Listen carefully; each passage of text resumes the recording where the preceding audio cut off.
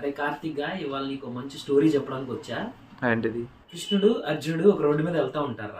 వెళ్తా ఉన్నప్పుడు ఒక అడుక్కునేవాడు కనపడతా ఉంటాడు. అర్జునుడు వచ్చి జాలిగుండి కదా, కృష్ణ ఏంటిది, చాలా మందిని మంచిగా బతికిచ్చో, ఈయనేంటి అడుక్కునేవాళ్ళ చేసావు అంటే, నీ ధర్మం నువ్వు పాటించి నువ్వు సైలెంట్కి వెళ్ళిపో అంటాడు. అర్జునుడు ఊరుకోకుండా ఏం చేస్తాడు, అరే బాబు ఇటు రారా అడుక్కునేవాడా, ఇదిగో ఈ బంగారు నాణ్యాలు తీసుకో, నీ బతుకు నువ్వు అడుక్కో మాకు ఇంకోసారి అని చెప్తాడు. మనోడు ఏం చేస్తాడు, అడుక్కునేవాడు, అబ్బా నేను బతికిపోయాను, బంగారు నాణ్యాలు తీసుకెళ్లిపోయి ఇల్లు కట్టేసుకుంటా, లైఫ్ సెట్ అయిపోద్ది అనుకుని వెళ్తాడు. వెళ్లే దారిలో ఇద్దరు దొంగలు కనపడతారు.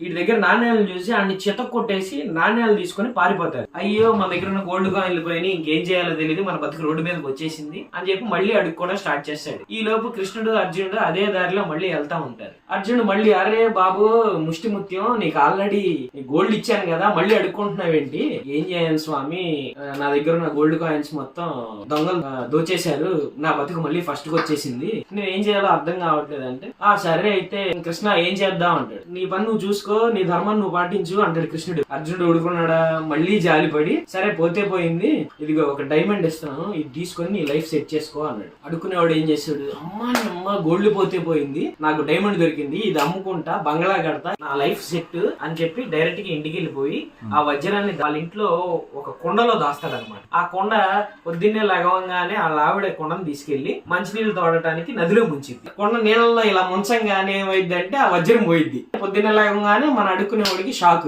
ఉన్న వజ్రం పోయింది, ఈ దరిద్రం ఏంటి, మన లైఫ్ స్టైల్ ఎలా తయారైంది ఏంటి, మళ్ళీ అడుక్కోవడమే మన బతుకని చెప్పి మళ్ళీ రోడ్డు మీద అడుక్కోవడం స్టార్ట్ చేస్తాడు. మళ్ళీ కృష్ణుడు అర్జునుడు అదే దారిలో వెళ్తా ఉంటారు. అలా వెళ్ళగానే, అరే బాబు ముష్టిముత్యం, అసలు నీకు గోల్డ్ ఇచ్చా వజ్రం ఇచ్చా అయినా నీ లైఫ్ స్టైల్ ఇలాగే ఉందంటారు బాబు, నీ బతికేంటి, కృష్ణ ఏం చేద్దాం, అసలు ఏంటి 2 సార్లు ఛాన్సెస్ ఇచ్చినా పోగొట్టుకున్నాడు వీడు, నీ పని నువ్వు చూసుకో, నీ ధర్మాన్ని నువ్వు పాటించు అంటాడు కృష్ణుడు. ఎప్పుడు అర్జునుడికి మళ్ళీ జాలేసి, అరే నీకు పెద్ద పెద్ద అమౌంట్లు ఇస్తే నువ్వేమో దాచుకునేటట్లు లేవు గానీ, ఇది ప్రస్తుతానికి 2 నాణ్యాలే ఉన్నాయి, ఈ ఉంచుకొని నీ బతుకు నువ్వు బతుకుపో అన్నాడు. సరే ఈ 2 నాణ్యాలతో మనకి ఇల్లేం వచ్చింది, ఏం చేయాలా అని ఆలోచిస్తా ఉన్నాగా ఒక చేపలు అమ్మే బొడ్డోడు నడుచుకుంటూ వెళ్తాడు. ఆ చేపలు అమ్మే వాడి పైన బుట్ట ఉంటుంది, బుట్టలో చేపల్లో ఒక చేప బతికుంటుంది, అది ఎగురుతాం. ఆడ చేపను చూసి, అరే మనకి ఎలాగో ఈ 2 నాణాలు ఉపయోగపడవు, ఆ చేపను కొని కనీసం దాన్నైనా బతికిద్దాం అని చెప్పి ఈ 2 నాణాలు ఆడికి ఇచ్చి దగ్గర చేప కొని వెళ్ళి నదిలో వదులుతాడు. ఆ చేప ఏం చేస్తుంది, అంతకు ముందు ఆ లావడి పడేసిన వజ్రాన్ని మింగి బయటకు వస్తా ఉంటది. ఈ వెంటనే ఆ చేపను చూసి, అమ్మా నాకు వజ్రం దొరికింది,